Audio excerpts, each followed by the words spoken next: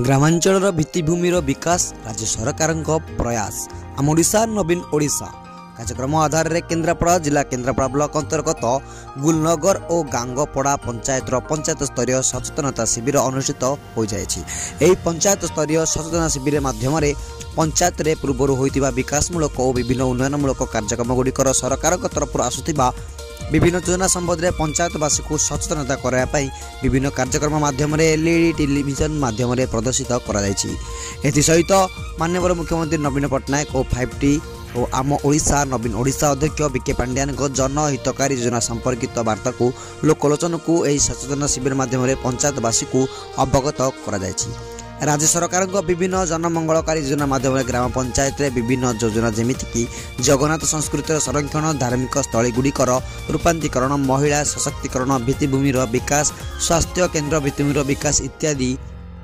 विभिन्न उन्नयनमूलक कार्यक्रम को लोकलोचन को अणाई शिविर माध्यम सचेतनता कार्यक्रम उपस्थित लोक मनोरंजन पर पाला नृत्य गीत आदि अनेक कार्यक्रम आयोजित कर कार्यक्रम को पंचायत प्रतिनिधि स्थानीय राजनैतिक व्यक्तिविशेष सहित ब्लॉक प्रशासनिक अधिकारी और पंचायत निर्वाही अधिकारी ग्राम रोजगार सेवक माने उपस्थित रही परिचालना।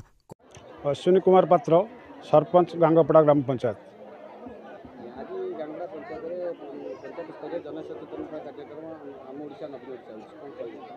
आज आम पंचायत रे आम ओडिशा नवीन ओडिशा योजनार सचेतनता शिविर अनुष्ठित होउछि।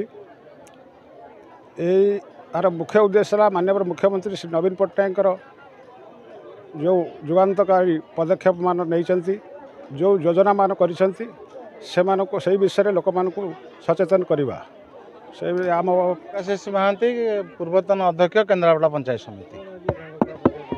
आज नवीन ओडिशा आम ओडिशा कार्यक्रम आज गांगपड़ा ग्राम पंचायत अनुष्ठित होउछि। नवीन बाबूंकर जो जनकल्याण योजना गुड़िक आसुची ताकू सचेतन करने जनसाधारण को सचेतन करने आज ये कार्यक्रम ये जो कार्यक्रम रे जनसाधारण माने तांकर जो मौलिक अधिकार अच्छी ता प्राप्य करने जो अधिकार पाइबापी सचेतन करा। नमस्कार जिला परिषद सदस्य 7 नंबर जोन मच्छंदा महांती। ये जो सचेतनता शिविर आपण मैंने तो सबुआड़े देखी सारे मो जोन आज हूँ शेष गांगपड़ा लोक मेन उद्देश्य है आम ओडिशा नवीन ओडिशा जो प्रोग्राम सचेतनता शिविर मुख्य उद्देश्य हूँ लोक मानक सचेतन किंतु आमे भावुँ बहुत लोग सचेतन हो गले ता भर जदि जो मैंने किसी सचेतनता अवलंबन करना जानी पारना। करुणाकर साहू पूर्वतन सरपंच गुलनगर ग्राम पंचायत एबेकार सरपंचकर प्रतिनिधि।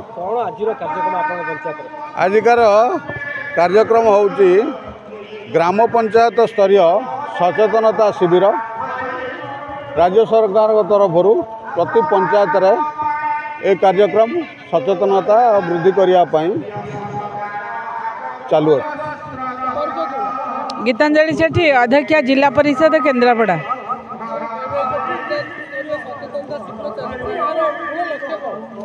आम ओडिशा नवीन ओडिशार सचेतनता शिविर गोटे सरकारी प्रोग्राम तो विभिन्न प्रकार योजना जन्मर मृत्यु पर्यंत एवं रिसेंटली विभिन्न प्रकार योजना है विभिन्न रूपांतरीकरण है स्कूल कॉलेज ठू आरंभ कर मठ मंदिर ए सब लोक पाखे लोक जानापी गोटे गोटे सचेतनता शिविर प्रति पंचायत होची।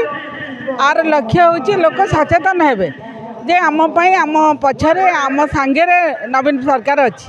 राणी साहू गुलनगर ग्राम पंचायत सरपंच।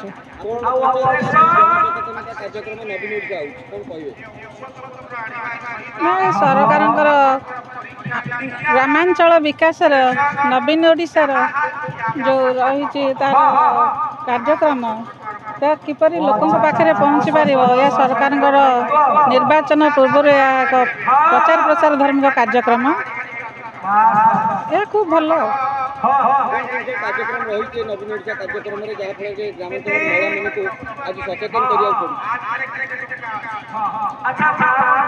साधारण आवश्यक जनसाधारण जहाँ साधारण आवश्यकता आरंभ कर विकास पर्यंत जहाँ जहाँ सब आवश्यकता रही केन्द्रापड़ारू अनिरुद्ध दास रिपोर्ट केबी न्यूज ओडिशा।